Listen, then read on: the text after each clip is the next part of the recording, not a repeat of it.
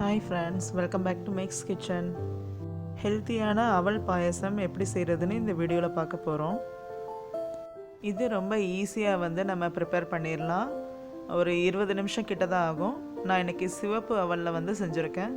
சரி, எப்படி செய்கிறதுன்னு வீடியோவில் போய் பார்க்கலாமா? வாங்க.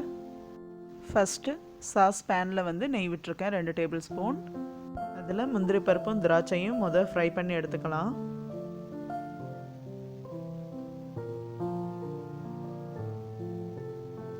இப்போ நல்லா கலர் சேஞ்ச் ஆகிடுச்சு. நம்ம இதை தனியாக எடுத்து வச்சுக்கலாம்.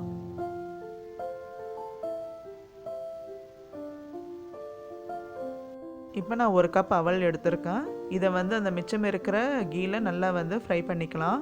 நீங்கள் எந்த அவல் வேணால் எடுத்துக்கோங்க, ரெட் இல்லைன்னா ஒயிட், எது வேணாலும் எடுத்துக்கோங்க. இந்த மாதிரி கொஞ்சம் நேரம் நெய்யில் வறுக்கணும். அப்போ தான் பாயசம் பண்ணும்போது அது ரொம்ப மேஷ் ஆகாமல் இருக்கும். ஸோ கொஞ்சம் நல்லா அந்த அவல் நெய் எல்லாத்தையும் நல்லா அப்சர்வ் பண்ணட்டும். ஒரு 5 நிமிஷம் நல்லா வறுத்துக்கலாம்.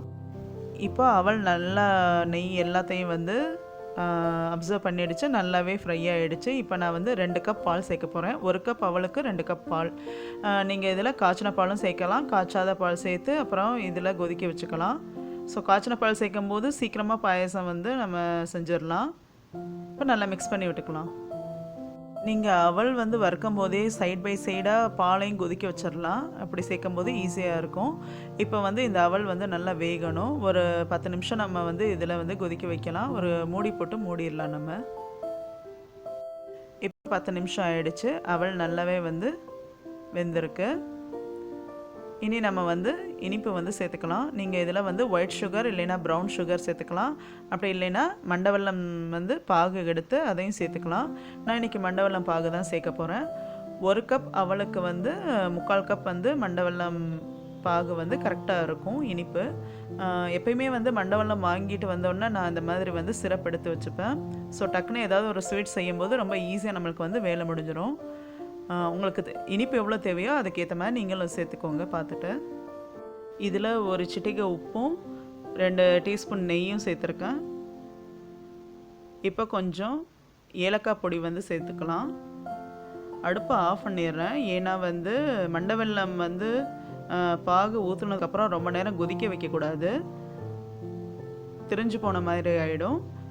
இப்போ இது கூட நம்ம வறுத்து வச்சுருக்க முந்திரி திராட்சை அதையும் சேர்த்து நல்லா மிக்ஸ் பண்ணி விட்டுக்கலாம். அவ்வளோதான், பாயசம் ரெடி ஆகிடுச்சு.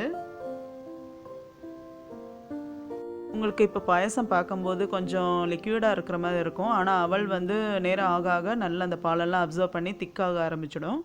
ஸோ இப்போவே நான் அதனால் ஆஃப் பண்ணிட்டேன். அவ்வளோதான், நம்மளுடைய அவல் பாயசம் ரெடி.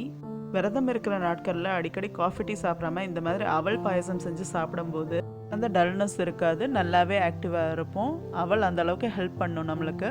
இந்த அவல் பாயசம் நீங்களும் ஒரு டைம் ட்ரை பண்ணி பார்த்துட்டு உங்கள் ஃபீட்பேக் மறக்காமல் எனக்கு கமெண்ட் பண்ணுங்கள். தேங்க்ஸ் ஃபார் வாட்சிங் ஃப்ரெண்ட்ஸ்.